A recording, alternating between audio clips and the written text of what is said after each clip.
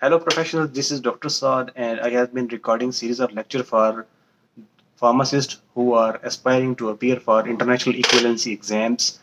And I'm not going in detail what we have already done. It is recommended for new viewers to go and review our previous videos. You will easily catch our arrangement for the preparations. And just one thing I would like to tell you that listen our video and go and open your university notes and books and memorize them. Our videos are surely going to very helpful for you to memorize this thing very effectively, and you will going to appear and you will inshallah definitely qualify your exam. So today, as our next topic, next part of autonomic nervous system after the physiology is, we are going to start today the abstractive study.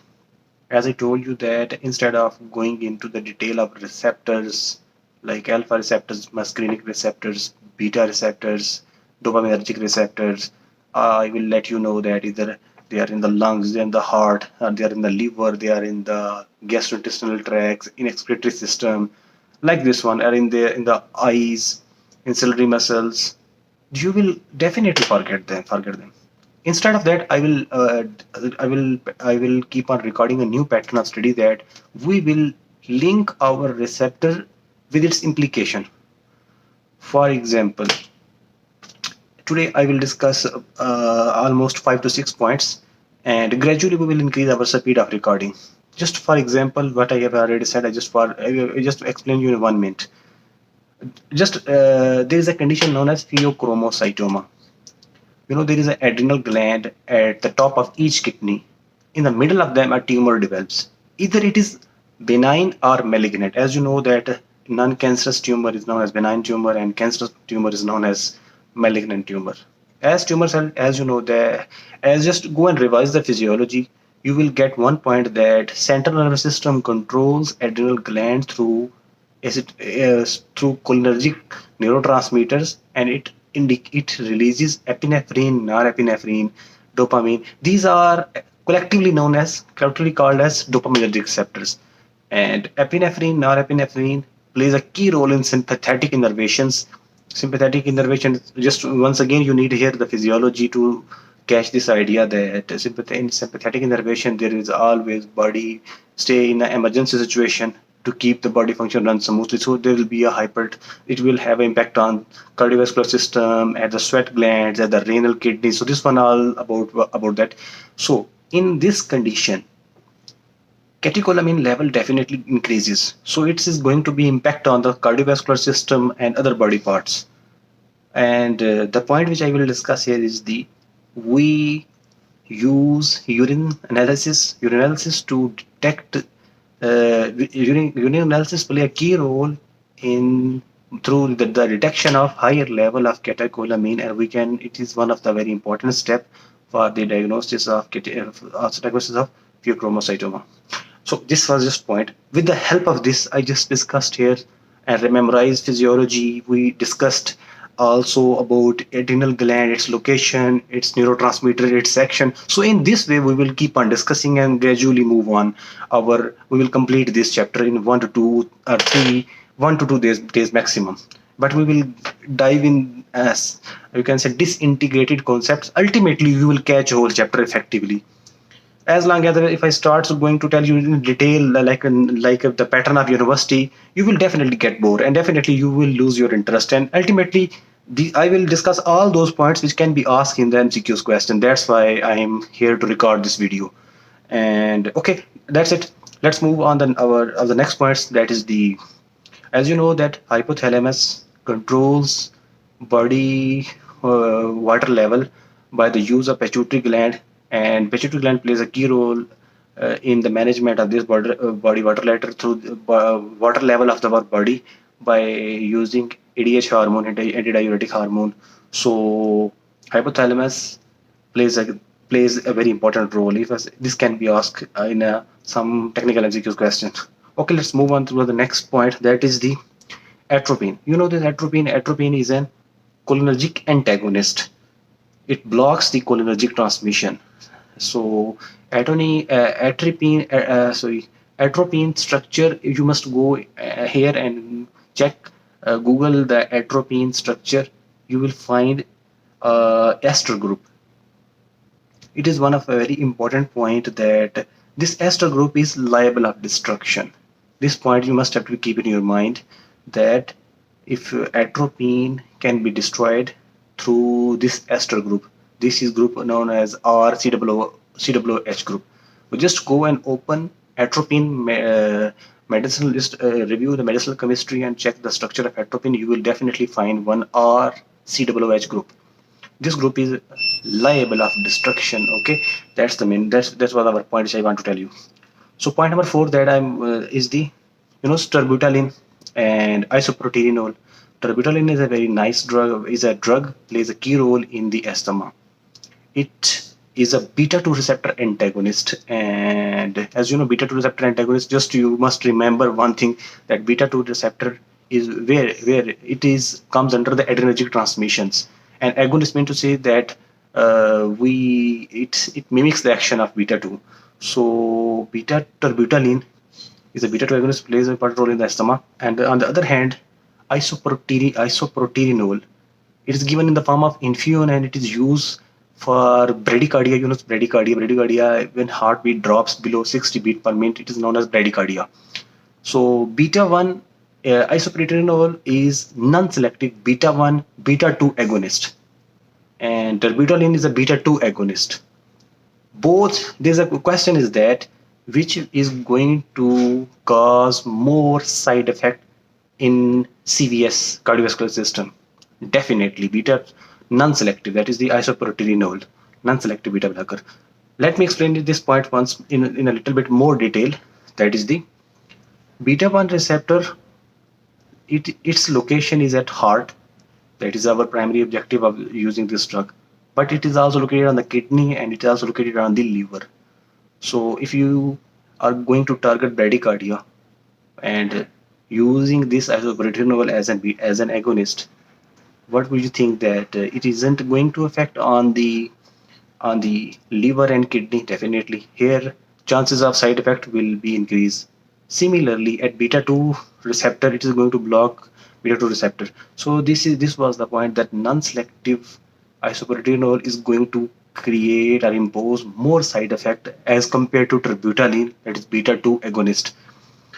So here I want to add another topic. Beta 1 beta 1 receptor is a G protein coupled receptor. Now we are going to open physiology once again. Last time, as we have discussed, we discussed till the level of neurotransmitter and its interruption, its expulsion to the synapse and receptor. I didn't discuss about the postsynaptic nerve and nerve terminal and their receptors. We just discussed the alpha name of receptor, like alpha, beta, gamma, adrenergic, cholinergic receptors, alpha receptors, beta receptors, and dopaminergic receptors. You must have to see so many animated videos relevant to G protein coupled receptor family.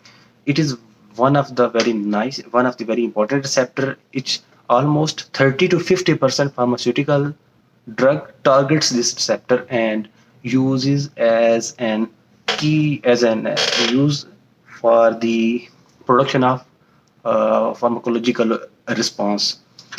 Just for a brief review, I would like to tell you that G protein coupled receptor is that there is a receptor and it is coupled with a protein called G protein. G protein has three mains. Trimeric is a name specifically used for in books, that is trimeric, that it contains three lobes: alpha, beta, and gamma. Because of these three lobes together, trimeric structure, it is known as G protein coupled receptor. Coupled, you may say that is protein coupled. So it works by three steps. It has three main types: G1, GS, and GQ. Simply, it is a receptor. I will tell you a simple trick. You will easily catch it in a 1 second. Ligand, any substance, any drug, anything, okay, any transmitter, you can say any transmitter, it binds receptor. As it binds receptor, it activates G protein. This activation generates some response. Okay, when it binds with GS protein or GQ protein, it will produce a response. and when ligand bind to GI protein, it will stop response. This is the main thing. Okay, it will happen in three cells. Any GI is an inhibitory response, and GS and GQ is an stimulatory response. Like as you said, transmitter binds to receptor, and we have to, like as I told you that terbutaline, it is used in asthma, it causes bronchodilation. This is our response for bronchodilation. Okay, and when terbutaline binds it is a receptor, or as I told you, isoproteinol is an beta one agonist. Okay, and this beta receptor is found on the is located on the heart. Okay, so if it binds with a G protein coupled receptor, then what will happen? First of all is the binding step. Second is the activation of G protein, and in third step is a secondary messenger. This is the step when GS and GQ activates, it will definitely go and activate secondary messenger, which will generate response. Secondary messenger could be first, you can say the protein kinase, or for protein C, IP3, calcium, or anything like this. Okay, so our main function is that G protein coupled receptor functions is that GI inhibits secondary messenger and proper response pathway, and GS and GQ induces proper response proper response GS and GQ. So this is all about the G protein coupled receptor family. Okay, it happens in the three. That is the binding of receptor and activation of G protein, and third is the activation of secondary messenger, and fourth is the response. In this way it works. Okay, either it is the inhibitory or it is stimulatory. Okay, so I would also want to tell you that post-synaptic potential, as you know, when our neurotransmitter binds, as somatic nervous system is always an excitatory nervous system, but autonomic nervous system in sympathetic parasympathetic can be inhibitory and can be stimulatory. So in technical term was used here that post-synaptic potential. So we'll use either excitatory postsynaptic potential. For this term is used for those neurotransmitters who bind with its receptor and causes excitation and produce response. And in other word is the inhibitory postsynaptic neurotransmitters. This term is used for those neurotransmitters who inhibits the response. That was all about it. And G protein receptor, I will recommend you must watch an animated video for G protein coupled receptor families. It can be very important for physiological question. That is it. So our last point, I know video is going to very long. I'm just going to close this video here. Our last point is that sympathetic mimetics, you know, the term parasympathetic, sympathetic, sympathomimetics. These are those group of drugs. If you use them in a longer term, it increase the chances of hypertension. Now here this question arises: what are the example of this drug? That is the dopamine, isoproteinol, epinephrine. Isoproteinol is used for the bradycardia. We don't care about it. But what happens once bradycardia is resolved and still patient is using? Then in that case it can cause hypertension. Similarly, you heard about it about dopamine. You will read this in the chapter of especially congestive heart failure, where it is being used as an positive inotropic agent to increase the cardiac output. There it is an effective. We need its impact there, but uh, excessive use of sympathomimetic drug, if you aren't setting your prescription effectively, it may cause a risks to a cardiovascular patient. It increases the chances of hypertension. That was all our today's recording, and gradually we will increase our speed. Thank you so much for listening, and kindly subscribe our channel. Stay tuned. See you.